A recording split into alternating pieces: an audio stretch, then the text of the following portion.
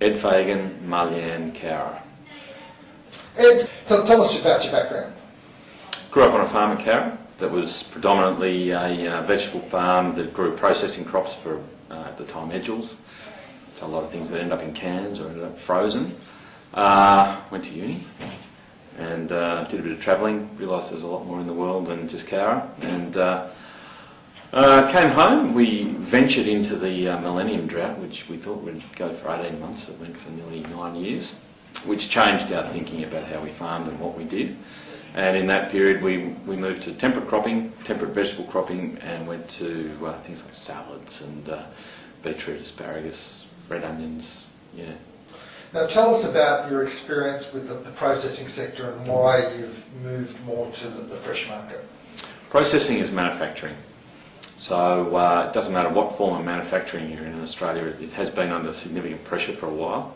So the amount of food processors has declined. Anything that's shelf stable that can be produced anywhere else in the world is a generic product, just like wheat.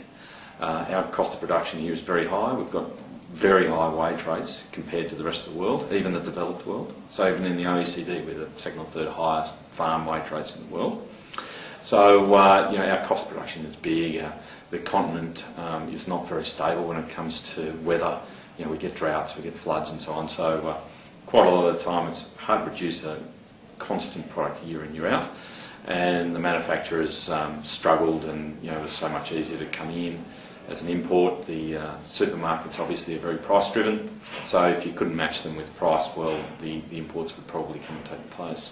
So it did change what the face of what horticulture looked like over the last 20 years. And what happened with your own enterprise with commitments with canning and processing? Well, we were caught by Windsor Farms falling over, and that was a problem. Luckily, we were already diversified into spinach and a few other crops at the time that were buffeted. We had a fallback, but it was an adversity that forced change, and we changed, and it's been for the better. Now you talk about forced change, so what did you look at? What did you go out there and think you could do to change your production and your production mix? Firstly, you have to make sure it made money. It's not much good if you do something because you like the idea of it and don't make any money. So we looked at things that didn't have an import pressure or a limited import pressure. We looked at things that had in-store growth, so categories that were growing. We didn't want to be in a declining category, and we wanted to be in something that grew well in Cowra. So if you take spinach, for example, which we now grow quite a bit of spinach, we're more or less the only people in New South Wales that grow spinach, particularly in the scale that we do. And that geographic diversity suited the processors and gave them a risk aversion because storm hits one of the other areas, well, we're covered. And so that was really good. Beetroot, we found other markets for beetroot that worked, and asparagus historically has grown very well in Cowra, and we see that there's an opportunity there again. So we can grow asparagus in a window, which is similar to the other areas, but we're not going to be producing huge amounts, but I think through differentiation it will work quite well for us. Tell us about your venture into the onion industry and why you chose a particular type of onion.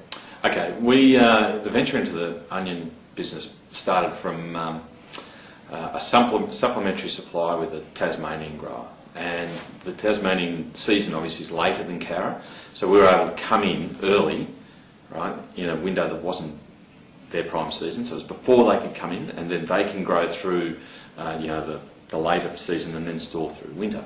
Now they've got a variety that is that's unique. They own the genetics too, and it is the best presenting red onion on the market.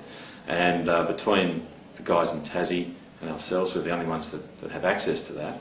So that's an advantage that we have that our competitors don't have. And in the window that we've got, it means that we can produce a very good onion.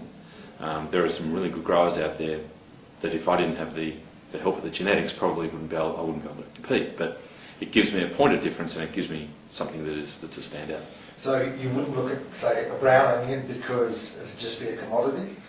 Well, like anything, even if I was producing just regular everyday red onion, it's a commodity. Same with the brown onion, but they're obviously a lot cheaper than a red. Easier to grow, but a lot cheaper. Those products can be commoditised. So as long as we've got a point of difference in that bulk commodity market, it gives us an advantage. Asparagus, we've got 2 varieties that I know no one else in Australia has. That might give us a slight advantage, just on timing, yield, and the presentation of the actual spear. Are you seeing an increase in demand for fresh product over the canned product as you've progressed along with your different vegetables? Well, certain products are growing in canning. Tomato, diced tomatoes and so on like that have held their own very well. Other products have basically just gone. And if you think, when I was a kid, the size of the canned food aisle was basically a whole aisle or more in the supermarket. Now it's a small section. But with supply coming from other countries, and then supply being grown, certain crops can be grown in the tropics and then down in Tassie, so you can almost get a year-round supply anyway. Why would you go for something that's preserved in a can when you can buy it fresh? So, look, the market has changed. What we buy, you buy, what everyone watching this buys is different now to what we did in 1990, for instance.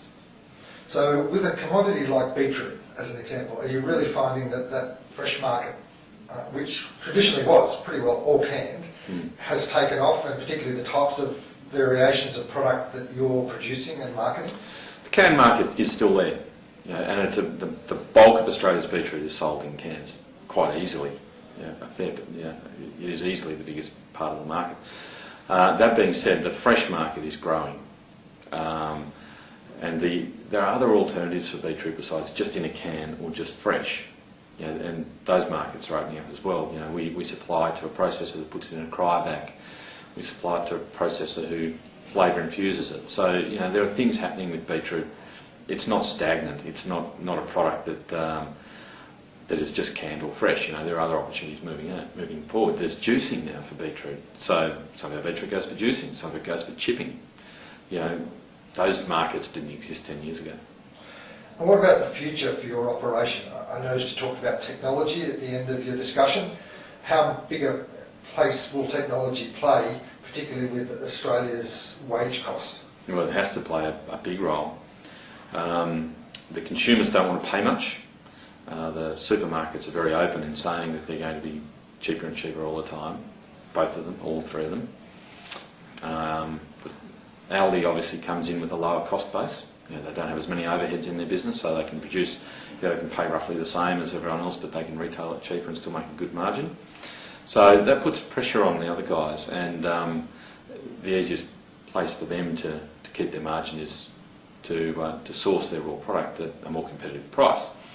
That makes sense. I'm not saying that I'm jumping up and down saying it can't happen. I'm saying that puts pressure on us to make sure that we cut all the costs out that we possibly can, and labour is a very high cost, and anything we can do to minimise that without compromising the quality or the security of what we're producing, we have to look at. So are you integrating more and more technology in to reduce the labour input? Well, there's very few crops that we grow now that aren't mechanically harvested, for instance. We used to grow iceberg, that was all cut by hand. Now we grow spinach and it's cut with a harvester. So we're looking at more things that can be done mechanically and less things that rely on a crew of people out there working their way through mud, picking whatever. Unless it's worth a lot, I'm more into mechanisation. You mentioned the 3 major retailers. Are you finding that they're wanting an exclusive product that the other 2 don't have? Yeah, correct. And it's understandable because the market is so competitive. So if one chain has something that's unique and a draw code item, they obviously don't want the other to have it. So they'll really wrap you in cotton wool and look after you if you give them an exclusivity. And that's part of the business. I'm not saying it's good. I'm not saying it's bad. I'm just saying it's the way it happens. But the good thing about it is it doesn't stifle innovation, because if you are innovative and you've got something that's unique and you present it, you can actually move it. Whereas if they weren't so, if the competition wasn't there, maybe you'd get bypassed. But it is happening. Ed Fagan, thanks for talking with us today. Thanks, Bruce.